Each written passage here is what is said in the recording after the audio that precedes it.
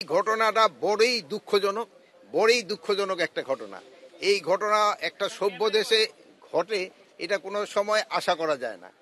তো এটার জন্য যারা ইসে দায়ী এদের কিন্তু আমরা আইনের আওতায় অলরেডি 5 জন, গত রাত্রে একজন ধরা হয়েছে, এর আগেও 2 জনের হাতিয়ার সহ র্যাব ধরছে, 2 জনের এই মেট্রোপলিটন পুলিশ ধরছে, আরও একজনের রাত্রে মেট্রোপলিটন পুলিশ ধরছে, এবং ডিবি টিমগুলি বিভিন্ন জায়গায় কর্মরত আছে, এবং অন্যান্য যারা আছে সবাই যেন আইনের আওতায় নিয়ে আসা হয়, সবাই যেন আইনের আওতায়।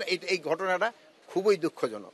তো একটা জিনিস হলো আপনাদের সবাই আমাদের মানে চিন্তা করা দরকার, আমরা খুব অসহিষ্ণু হয়ে গেছি কোনো কিছু একটা। এই অসহিষ্ণুতাটা আমাদের সবারই কিন্তু একটু কমায় আনতে হবে।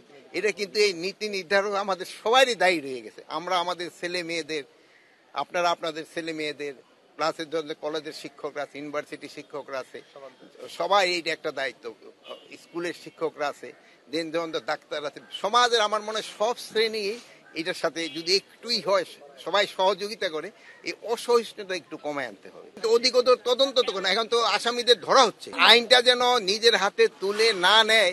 এই জন্য আমি তো কিছুক্ষণ আগেই বললাম, আমরা সবাই আপনাদের অনুরোধ করতেছি যেন আইন যেন কেউ নিজের হাতে তুলে না নেয়।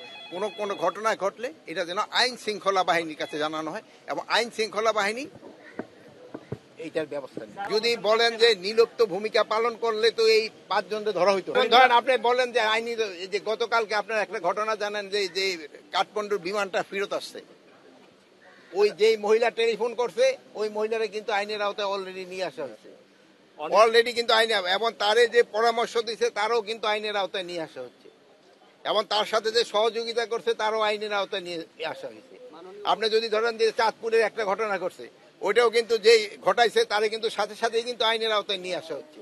এই যে নির্লিপ্ততা, এটা আমি বলবো না, অনেক সময় 2-1 জায়গায় হয়তো একটু ডিলে হতে পারে, এটা হয়তো হইতে পারে, কিন্তু যেই সময় হচ্ছে আমরা কিন্তু সাথে সাথেই অ্যাকশন নিয়ে যাচ্ছি, এবং এটার ক্ষেত্রে আপনাদের সহযোগিতাটা পাচ্ছি, এবং আপনারা আমাদের সবসময় সহযোগিতা করে যাচ্ছেন।